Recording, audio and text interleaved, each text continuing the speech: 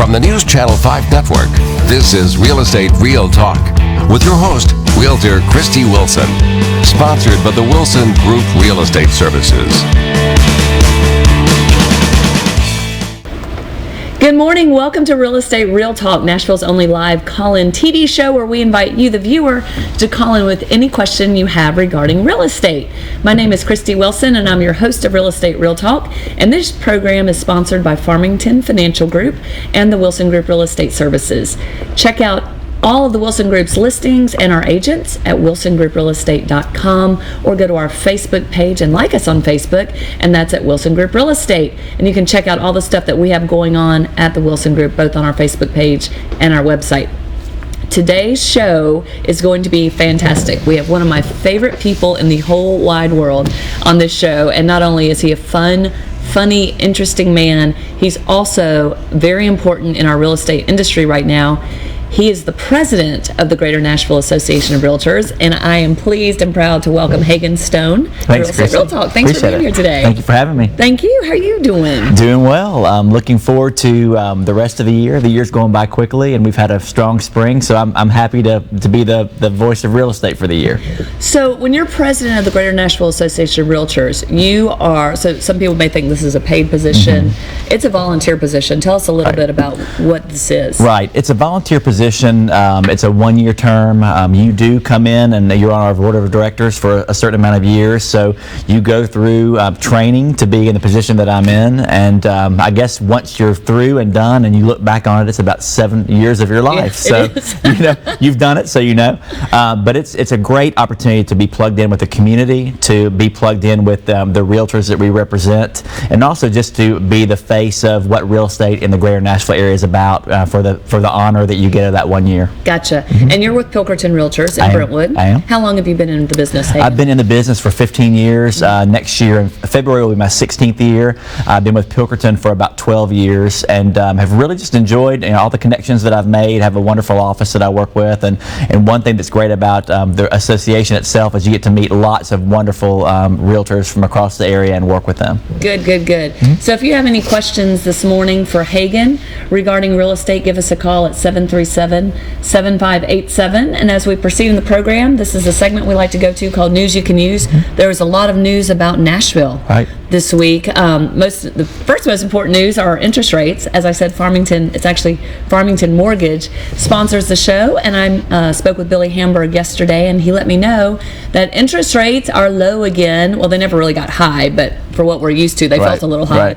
30-year fixed rate is at 4.25%, and a 15-year is at 3.25%. And of course, everything is incumbent upon your credit, your job history, the amount of money that you have to put down.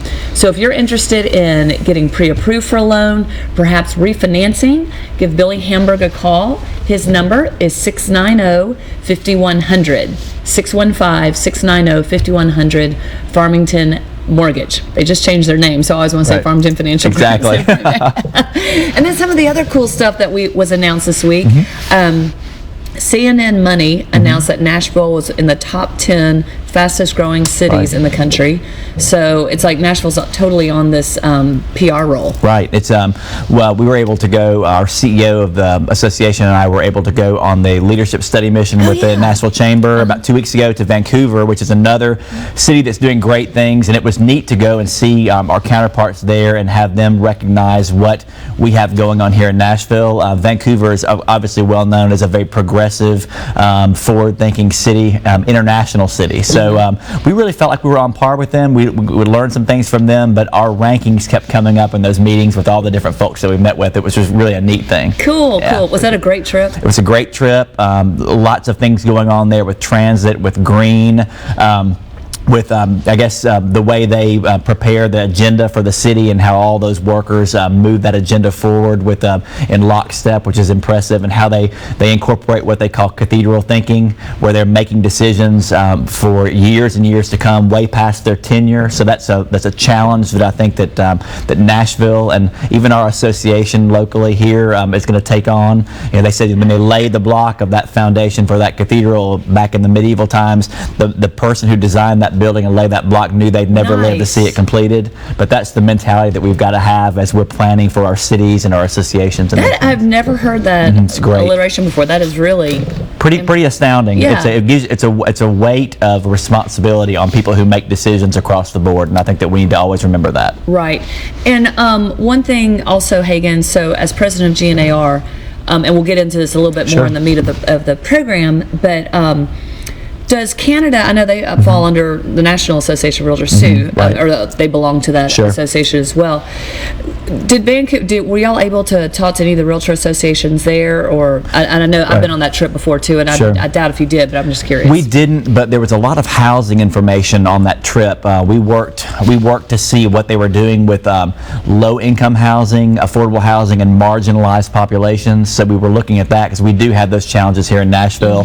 We also we work with people who will represent the immigrant populations that come in. 50% of Vancouverites are Asian. 52% of Vancouverites do not speak English as their first language. Wow. So these were things that we learned as we went. And we also found out that 82% of Vancouverites' annual income goes toward their housing. Yeah. So it's a very expensive city to live in. So I think goes to their taxes. I know. So there's no disposable income in Canada. We learned a lot about how they operate in those areas, and I think we learned how to look towards some of the decisions that need to be made here for just different kinds of housing. One of the coolest things we saw was we took a tour. I didn't go on this tour, but some others did, of an area where all the housing was made of shipping containers that were recycled, which was those. Totally amazing. Neat, modern-looking places and communities that were super clean, but just an innovative way to use. Already used resources that are there for housing. So I don't know. That may be way down in the future for Nashville, but I do think that kind of thing is really interesting to look at. The only place I've seen that is on the West Coast. But we're going to go to the phones right quick. Sure. Lee, good morning. How are you? Good morning. Thanks for taking my call. Sure. How can we help you today? I'm just now looking to buy my first home, and I've saved up some money for a while. Okay. But I'm just wondering what's the best area, like if I decide to sell it one day, for the best return. So what area of town to buy in for the best return? Yes. Well, there's a lot of factors that play into the area that you're looking in, and Hagen, feel free to jump in on this too. I always encourage someone to look at what their lifestyle is first. What's important to you? What do you like to be close to? And play on that first. Because if you buy in an area that you think is a really great area, but it's not close to anything you do, you're going to be miserable and you're not going to love your home. Right. And whoever buys your home is going to be buying it probably for similar reasons that you're buying it. So area actually becomes really, really personal. Like for instance, if you do everything in Murfreesboro and Brentwood is enjoying a great reputation, so I'm going to buy in Brentwood, but I'm going to work in Murfreesboro, that's a beast of a commute every day. So there are great areas in Murfreesboro that you might want to consider. And a huge part of your investment and what you're doing is your quality of life. So, I mean, you can look at your home as an investment, and I think that's a good thing to do. But I think you need to look at it as a long-term investment as you go forward. The average homeowner lives in their house 4 to 5 years. Some people live in shorter than that, and some people live much longer than that in their homes. But I think Christy's right. You do need to make sure that you're happy with where you're living, that it translates well to your lifestyle. Where you shop, where you eat, where you work, all the different things that make up who you are. So if you do that, and I think if you use a professional realtor to help guide you in that decision, I don't think you'll go wrong. I think you just need to make sure that you do enjoy the benefits of financially, but also of your quality of life and what you decide. Right, and then just to piggyback on that a little bit, Hagen, when you are working with a realtor and you're looking at property, you'll want to ask them what the resale numbers are in that neighborhood or that particular area of town, what things have sold for, what they're currently on the market for, how long things are on the market, and that'll also give you an idea of what type of return you're going to get. And unfortunately, none of us in the real estate industry have a crystal ball. Yeah. Darn it, we probably wouldn't be in real estate then. I know. Or maybe we would. I wish I had one. So just all very important questions that you would need to talk to your realtor about. Okay. Well, I guess to get more specific, like I work and do most of my entertainment downtown Nashville, around the Capitol, 2nd Avenue, stuff like that. But I don't want to actually live downtown. I like living kind of like about 20 minutes out in like a suburb somewhere. So Is there any particular area that you know that is a good resale value? You know, when you draw a circle around Nashville, you know, all cities sort of have rings around them. You've got the inner city, and then we have Midtown. Then you have the 1950s suburbs of Nashville, which would be Westmead, Creve Hall, Charlotte Park, Madison, Donaldson, all of those. And then you go out the next ring. In the past 3 years, just about all of those outer suburban rings have experienced good appreciation. The market, as you know, Lee, took a nosedive in 2007 through 2011. Middle Tennessee as a whole has really been experiencing a good comeback. So, you know, if you looked at Hermitage, comparing it to, say, Bellevue, or comparing that maybe to even, what would be another northern suburb, Hendersonville. Right. I think Goodlettsville, yeah.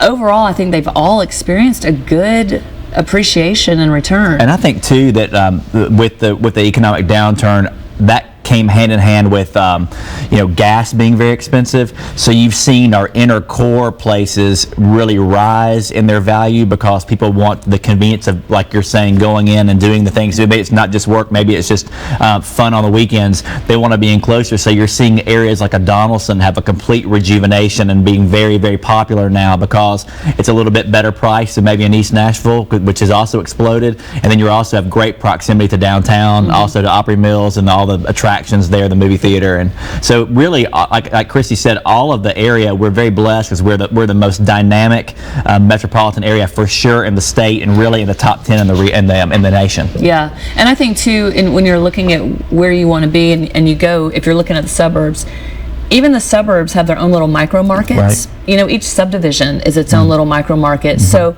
once you're out there looking in the suburban area, I'll take Bellevue, just because we have a lot of listings in Bellevue. Each neighborhood offers something different, you know, and a lot of them are zoned for different schools. So those are just questions that you'll really want to talk about with your agent who's showing you property, about those different dynamics, and if there's been anything negative affecting that particular subdivision, and positives. So anyway, hope that helps you today. All right, yes, it did. Thank you very much. All right, have a great day, Lee. Bye. Bye. All right, we are going to go to a commercial break, and when we come back, we'll continue the conversation with Hagen Stone on all things real estate. Y'all stay tuned.